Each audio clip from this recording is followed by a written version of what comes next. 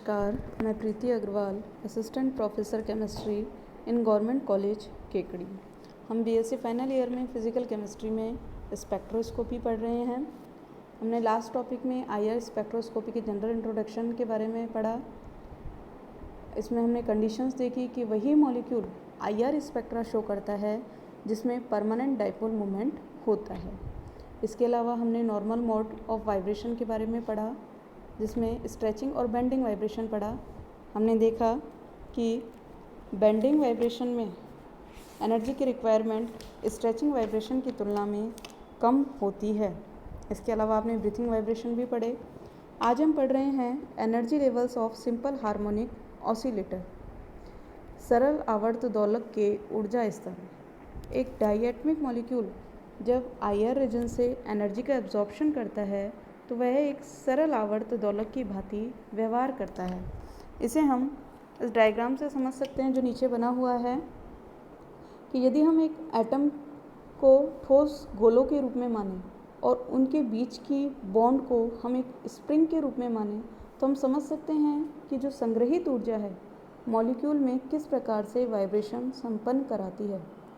Spring से जुड़े हुए दो गोलों को यदि हम खींचें या दबाएं या फिर छोड़ दें तो वह स्प्रिंग सरल आवर्त दोलक की भांति दोलन करने लगती है। हमने देखा कि जब हम प्रेस करते हैं, उसको खींचते हैं तो सिस्टम पर कुछ काम होता है और इस प्रकार हम सिस्टम को कुछ एनर्जी देते हैं, जिससे सिस्टम की पोटेंशियल एनर्जी बढ़ जाती है और वह वाइब्रेशन शुरू कर देता है।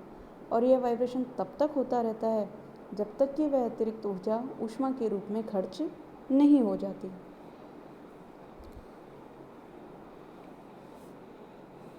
सरल आवर्त गति के लिए ज़रूरी है कि वह दोलक हुक के नियम का पालन करे। हुक का नियम क्या कहता है? हुक का नियम कहता है कि restoring force is proportional to change in displacement, अर्थात प्रत्यानयन बल विस्थापन के समानुपाती होता है। F is proportional to delta x, या कहें F is equal to minus k delta x। यहाँ के फोर्स कांस्टेंट को बताता है जो स्प्रिंग की स्टिकनेस का मेज़रमेंट है। उसके बाद वाइब्रेटिंग मॉलिक्यूल की हमें फ्रीक्वेंसी प्राप्त होती है mu is equal to 1/2π√k/μ। अगर हम इसको वेव नंबर की फॉर्म में देखें तो हम लिख सकते हैं mu bar is equal to 1/2πc√k/μ centimetre inverse. एक सिंपल हार्मोनिक ऑसिलेटर के लिए पोटेंशियल एनर्जी होती है half k delta x square. हम श्रोडिंगर वेव इक्वेशन पढ़ते हैं del square psi upon del x square plus 8π²m/h² E vibrational minus half k x square psi is equal to 0। ये Schrodinger wave equation को solve करने पर हमें vibrational energy प्राप्त होती है, तो उसका मान होता है EV is equal to V plus half h nu. यहाँ V वाइब्रेशनल क्वांटम नंबर को बताता है जिसकी वैल्यू 0, 1, 2, 3 कुछ भी हो सकती है। ऊर्जा के अन्य रूपों की भांति मॉलिक्यूलर वाइब्रेशनल एनर्जी भी क्वांटाइज्ड होती है, या कहें उसके एक भी निश्चित मान होते हैं। अब यहाँ ध्यान देने की बात है, जब आप वाइब्रेशनल क्वांटम नंबर का मान 0 रखते हैं तो आपको वाइब्रेशनल एनर्जी प्राप्त होती है हाफ h न्यू, जो यह बताती है कि 0 एनर्जी लेवल में भी मॉलिक्यूल रेस्ट स्टेज में नहीं होता, अर्थात वो वाइब्रेशन करता रहता है। 0 पॉइंट एनर्जी का होना ही हाइजेनबर्ग अनसर्टेनिटी प्रिंसिपल को भी सिद्ध करता है। अब हम इसमें हार्मोनिक ऑसिलेटर के एनर्जी लेवल्स के बीच में यदि डिफरेंस देखें, दो निकटवर्ती एनर्जी लेवल के बीच में डिफरेंस हमेशा होगा delta EV is equal to h nu, अर्थात दो निकटवर्ती ऊर्जा स्तरों में ऊर्जा का अंतर हमेशा h न्यू के बराबर होता है। आप नीचे ग्राफ में देख सकते हैं जो कि एनर्जी और इंटरन्यूक्लियर डिस्टेंस के बीच में प्लॉट किया गया है। इसमें दो सक्सेसिव वाइब्रेशनल एनर्जी लेवल के बीच में डिस्टेंस हमेशा कांस्टेंट रहती है और वो बराबर होती है h न्यू के। वाइब्रेशनल एनर्जी लेवल में ट्रांजिशन के लिए ज़रूरी सिलेक्शन रूल भी है जो आपको पता होना चाहिए। Delta V is equal to ±1, अर्थात वही ट्रांजिशन पॉसिबल है जिसमें वाइब्रेशनल क्वांटम नंबर में डिफरेंस इकाई का होता है। अब उसके बाद नेक्स्ट बात आती है अनहार्मोनिक ऑसिलेटर मॉडल की। हमने डायएटमिक मॉलिक्यूल को एक सरल आवर्त दोलक माना है, लेकिन वास्तव में एक मॉलिक्यूल सरल आवर्त दोलक केवल ग्राउंड स्टेट में ही रहता है। हायर एनर्जी लेवल पर इसका बिहेवियर अनहार्मोनिक हो जाता है, अर्थात कहें कि यह सरल आवर्त दोलक की तरह व्यवहार प्रदर्शित नहीं करता। इसका मेन रीज़न ये है कि केमिकल बॉन्ड इलास्टिक होते हैं, लचीले होते हैं, लेकिन इतने होमोजेनस नहीं होते कि वे हुक नियम का पालन करें। यदि किसी दो एटम के बीच के बॉन्ड को हम थोड़ा सा भी खींचते हैं तो उसका बिहेवियर अनहार्मोनिक शो हो जाता है, या कहें कि थोड़ा सा ही बॉन्ड को खींचने पर वह हुक्स लॉ को फॉलो नहीं करता, अर्थात हम कह सकते हैं कि रिस्टोरिंग फोर्स विस्थापन के समानुपाती न होकर कम होता जाता है, और जैसे जैसे इसका एक्सपेंशन किया जाता है, इसका प्रसार किया जाता है, तो अनंत प्रसार पर यह हमें शून्य प्राप्त होता है।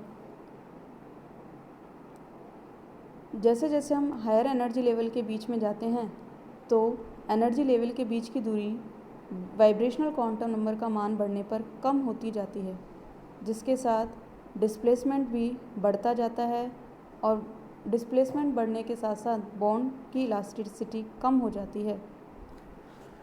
मोर्स ने एनर्जी लेवल के लिए एक व्यंजक दिया था जिसे मोर्स पोटेंशियल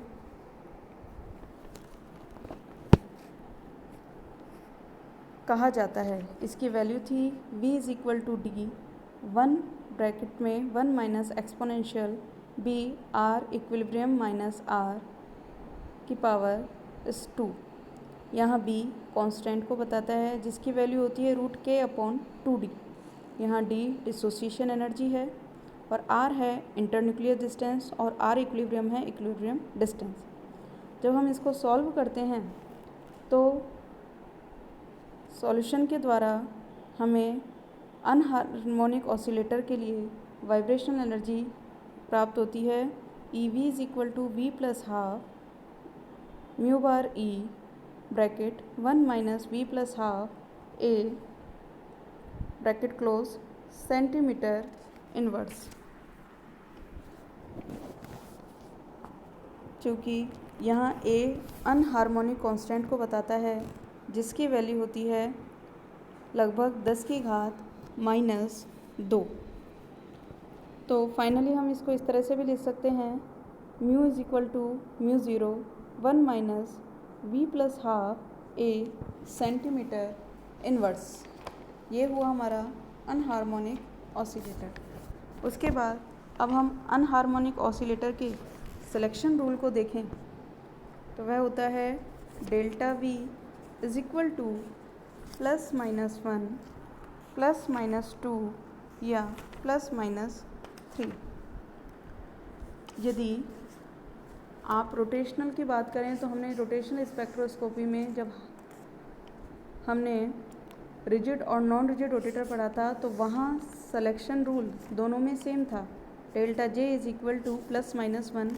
यहाँ ये ध्यान देने की बात है कि हार्मोनिक ऑसिलेटर के लिए सिलेक्शन रूल होता है delta V is equal to +-1, और अनहार्मोनिक के लिए may be +-1, may be +-2, may be +-3 and so on. यदि जीरो वाइब्रेशनल लेवल या कहीं ग्राउंड वाइब्रेशनल एनर्जी लेवल से फर्स्ट वाइब्रेशनल एनर्जी लेवल में ट्रांजिशन होता है तो उससे जो हमें एब्जॉर्प्शन बैंड मिलता है उसको कहते हैं fundamental absorption band. Fundamental absorption band की इंटेंसिटी सबसे हाई होती है।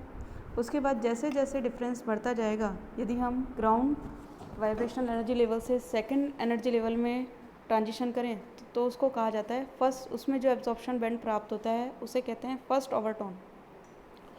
उसी तरह जीरोस, यदि हम ग्राउंड एनर्जी लेवल से थर्ड वाइब्रेशनल एनर्जी लेवल में ट्रांजिशन करें तो हमें मिलता है सेकेंड ओवरटोन। जैसे जैसे इनकी वैल्यू बढ़ती जाएगी वैसे वैसे इंटेंसिटी कम होती जाती है। जनरली हम देखते हैं कि रूम टेम्परेचर पे मॉलिक्यूल अपनी ग्राउंड स्टेट में रहते हैं, तो यहाँ पे भी मॉलिक्यूल अपने जीरो वाइब्रेशनल एनर्जी लेवल में रहते हैं। अब अर्थात हम कह सकते हैं कि जो मोस्टली ट्रांजिशन शुरू होते हैं वो जीरो से स्टार्ट होते हैं, लेकिन यदि आप टेम्परेचर बढ़ाते हो तो मॉलिक्यूल जीरो से वाइब्रेशनल एनर्जी लेवल से फर्स्ट एनर्जी लेवल में चले जाते हैं। तो जब जो ट्रांजिशन होगा वो फर्स्ट एनर्जी लेवल से अदर हायर एनर्जी लेवल में होता है।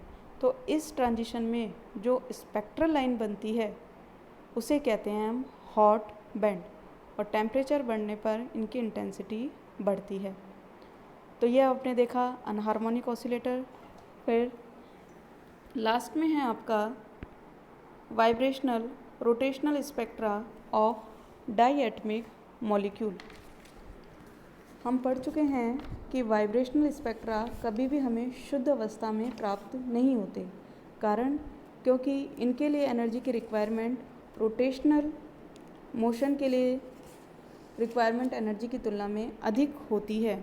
इसलिए हमेशा वाइब्रेशनल के साथ रोटेशनल स्पेक्ट्रा भी एसोसिएट होता है।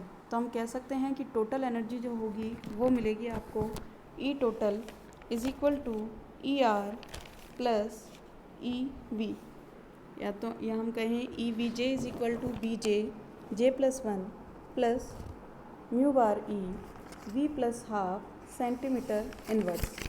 उसी तरह यदि हम अनहार्मोनिक ऑसिलेटर की बात करें तो उसके लिए वाइब्रेशनल रोटेशनल एनर्जी होती है B J plus 1 plus mu bar E bracket V plus half बड़ा bracket 1 minus V plus half A centimetre inverse.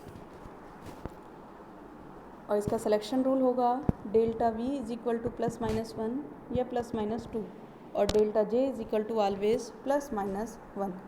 तो जब हम इसमें स्पेक्ट्रा प्राप्त करेंगे तो हमें 3 तरह की लाइनें प्राप्त होती हैं जिन्हें हम बोलते हैं पी क्यू आर।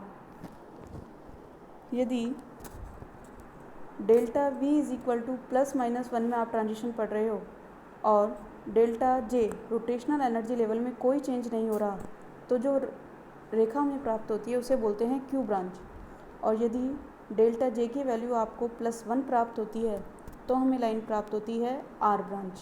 और इसी तरह यदि आपको रोटेशनल एनर्जी लेवल में चेंज मिलता है -1 का, तो प्राप्त होने वाली ब्रांच कहलाती है पी ब्रांच। इस तरह से हमें वाइब्रेशनल रोटेशनल स्पेक्ट्रा में 3 तरह की लाइंस मिलती हैं, पी, क्यू और आर। आज के लिए बस इतना ही। धन्यवाद।